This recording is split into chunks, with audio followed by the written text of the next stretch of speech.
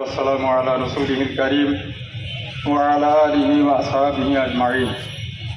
এদেশের গণমানুষের প্রিয় সংগঠন ইসলামী আন্দোলন বাংলাদেশ ঝিনাইদহ জেলা শাখা কর্তৃক আয়োজিত কেন্দ্রীয় কর্মসূচির অংশ হিসেবে আজকের এই বিক্ষোভ মিছিল পরবর্তী সংক্ষিপ্ত সমাবেশের সম্মানিত সভাপতি, উপস্থিত জেলা নেতৃবৃন্দ, সমবেত তৌহিদি জনতা, সকলকে ইসলামী আন্দোলন বাংলাদেশ ঝিনাইদহ জেলা শাখা কমিটির পক্ষ থেকে আন্তরিক মোবারকবাদ জানাচ্ছি। জামানার মুজাদ্দেদ সৈয়দ ফজলুল করিম রহমতুল্লাহ আলাই ওনার জীবনের শেষ সময়ে এসে একটা কথা বলেছিলেন যে আওয়ামী লীগ সরকার মানে ভারতের সরকার। শাইখ রহমতুল্লাহের কথা ছিল, আপনাদের মনে আছে কিনা জানি না। আজকে শাইখ রহমতুল্লাহ আমাদের থেকে 2006 সালে বিদায় নিয়ে চলে গেছে। বর্তমান যে পরিবেশ পরিস্থিতি, আজকে আল্লাহর ওলির কথাটা সত্যে পরিণত হয়েছে, কথা ঠিক কিনা? আওয়ামী লীগের প্রতিষ্ঠাতা যিনি সভাপতি ছিলেন মজলুম জননেতা মাওলানা আব্দুল হামিদ খান ভাসানী, যিনি 1949 সাল থেকে 1963 সাল পর্যন্ত আওয়ামী লীগের সভাপতি ছিলেন, ওনার একটা বক্তব্য বিভিন্ন অনলাইনে ঘোরাফেরা করে। উনি বলেছিলেন যে পশ্চিমবঙ্গ আমার, ত্রিপুরা আমার, আসাম আমার, এইগুলা যতদিন পর্যন্ত ভারতের থেকে দখল মুক্ত না করতে পারবো ততদিন পর্যন্ত বাংলাদেশের স্বাধীনতার এই মানচিত্র পরিপূর্ণতা পাবে না। সংগ্রামী সাথী ও বন্ধুগণ, আমাদেরকে সোচ্চার হতে হবে। 2010 সালে যে টিপাই মুখ বাদ দিতে চেয়েছিল ভারত সরকার, বাংলাদেশের অভিভাবক হিসেবে ময়দানে অবতীর্ণ হয়েছিলেন এই জাতির রাহবার হযরত পীর শেখ চরমানের, কথা ঠিক কিনা? আপনারা জানেন এই ঝিনাইদহবাসী অনেকেই গিয়েছিলেন। প্রায় 4500 গাড়ির একটা বহর নিয়ে সেই সিলেটের জকিগঞ্জ পর্যন্ত কিন্তু হুজুর গেছিলেন, কি কথা ঠিক কিনা? এইটার পরে আন্দোলন সংগ্রাম, বিভিন্ন প্রকার কর্মসূচির মাধ্যমে তৎকালীন সময়ে ভারত সরকার এইটা কিন্তু এই টিপাই মুখ বাদ কিন্তু দিতে পারে নাই।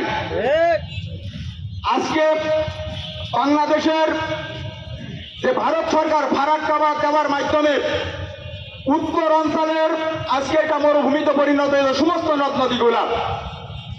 স্বাধীনতার পর থেকে এই তিস্তা চুক্তি আমরা ছোটবেলা থেকে শুনে আসছি। আজকে তিস্তার এই চুক্তি আজকে বাংলাদেশ সরকার সফলতার সাথে করতে পারে নাই। অথচ গত 23শে জুন বাংলাদেশের এই অবৈধ সরকার ভারতে গিয়ে যে 10টি চুক্তি করেছে, এই চুক্তি বাংলাদেশের স্বার্থের সাথে বাংলাদেশের কোনো স্বার্থ নেই, কথা ঠিক কিনা? আজকে এটার মাধ্যমে যে বাংলাদেশকে ভারতের একটা অঙ্গরাজ্য পরিণত করার একটা চূড়ান্ত পর্যায়ে কিন্তু আজকে তারা কিন্তু এটা করেছে, কথা ঠিক কিনা? আমাদেরকে সোচ্চার হতে হবে, আমাদেরকে সংগ্রামী হতে হবে। আমরা যদি সংগ্রামী হতে পারি, ইনশাআল্লাহ এই ভারতের যে এই বাংলাদেশের যে অবৈধ সরকার ভারতে গিয়ে যে অবৈধ যে চুক্তি করেছে, এই চুক্তিটা অবৈধ, কি কথা ঠিক কিনা? অবৈধ সরকারের সমস্ত চুক্তি হলো অবৈধ। বর্তমান এই আওয়ামী লীগ সরকারের সম্ভব, আমার মনে হয় যে আওয়ামী লীগের ডিকশনারিতে 2টি শব্দ নাই, একটা হলো লজ্জা, 2 নম্বর হলো মিথ্যা। এদের লজ্জা নাই, এই জন্য আমাদেরকে প্রস্তুতি গ্রহণ করতে হবে। 1947 সাল পরবর্তী সময়ে দীর্ঘ 23 বছর যে পাকিস্তান আমাদেরকে শোষণ করেছিল, যার বদৌলতে দেশের আপামর জনতা মহান মুক্তিযুদ্ধে অংশগ্রহণ করে 16ই ডিসেম্বর 1971 সালে দেশকে স্বাধীন করেছিল। আমরা পাকিস্তান থেকে স্বাধীনতা অর্জন করলেও আজকে আমরা ভারতের কাছে পরাধীন, কথা ঠিক কিনা? 1971 সালে মহান মুক্তিযুদ্ধের সময় যারা আমাদের দেশের সাথে যারা বেঈমানি করেছিল তাদেরকে বলা হয় পাকিস্তানি রাজাকার।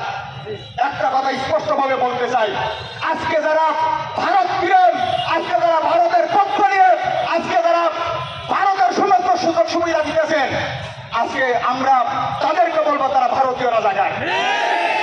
50 বছর পরে যদি এই রাজাকারদের বাংলাদেশের মুখে যদি বিচার হতে পারে, দীপ্ত কণ্ঠে ঘোষণা করতে চাই, আগামী তো আইসকার হোক, এই পরিস্থিতি এরকম থাকবে না। আজকে ক্ষমতায় টিকে থাকার জন্য আজকে বাংলাদেশকে বিক্রি করে দিচ্ছেন। চিরকাল থাকে না।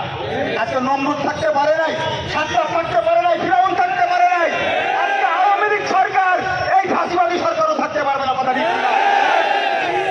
আজকে যখন পরিবর্তন হবে, পাকিস্তানি রাজাকারদের যেভাবে দেশে ট্রাইব্যুনাল গঠন করে ফাঁসির কাষ্ঠ ঝুলানো হয়েছে, এই ভারতীয় রাজাকারদেরও আগামী দিন এইভাবে ফাঁসির কাষ্ঠ ঝুলতে হবে, কথা ঠিক কিনা? সংগ্রামী সাথী ও বন্ধুগণ, আজকে দুর্নীতি নিত্য নৈমিত্তিক একটা ব্যাপার। দুদক নামের প্রতিষ্ঠান বাংলাদেশে বর্তমানে থাকার দরকার নাই। আজকে দুদক সমস্ত জায়গায় ব্যর্থ হয়েছে। আজকে দুর্নীতিবাদে ধরিয়ে গেছে ছাগল। এই যে মতিউর রহমানের এক পাটপার, আজকে তার মুখোশ উন্মোচন করেছে একটা ছাগলে ফাঁসিয়েছে তার নিজের বাপ মার, নিজের ফাঁসিয়েছে, সেখান থেকে ছাগল যে ফার্ম থেকে কিনেছে সে ফার্মের মালিকও ফাঁসিয়েছে। আজকে বেনজিরের কথা, উনার টোটাল চাকরি জীবনে 2 কোটি টাকা উনার মাসিক স্যালারি হয়। আজকে সে 2384 বিঘা জমির মালিক। এটা আমার বক্তব্য নাই, ইসলামী আন্দোলনের বক্তব্য নাই, এটা বাংলাদেশের একটা পত্রিকার বক্তব্য। 2384 বিঘা। আজকে সে তুরস্কের নাগরিক। আজকে তার কানাডায় বাড়ি আছে, আমেরিকায় বাড়ি আছে, স্পেনের রিয়াল মাদ্রিদে বাড়ি আছে। এমন এই বেনজির, এই মতিউর, এই জেনারেল আজিজ একজন দুইজন নয়, হাজারো আজকে দুর্নীতিবাজ বাংলাদেশের বিভিন্ন সাংবিধানিক প্রতিষ্ঠান, বিভিন্ন প্রতিষ্ঠানে তারা কিন্তু আজকে অবতীর্ণ। আমাদেরকে সংগ্রামী হতে হবে, সোচ্চার হতে হবে। হযরত পীর সাহেব চরমনাই আগামীতে যদি এই দেশকে রক্ষা করার জন্য, এই দেশের স্বাধীনতা সার্বভৌমত্বকে রক্ষা করার জন্য যদি কঠিন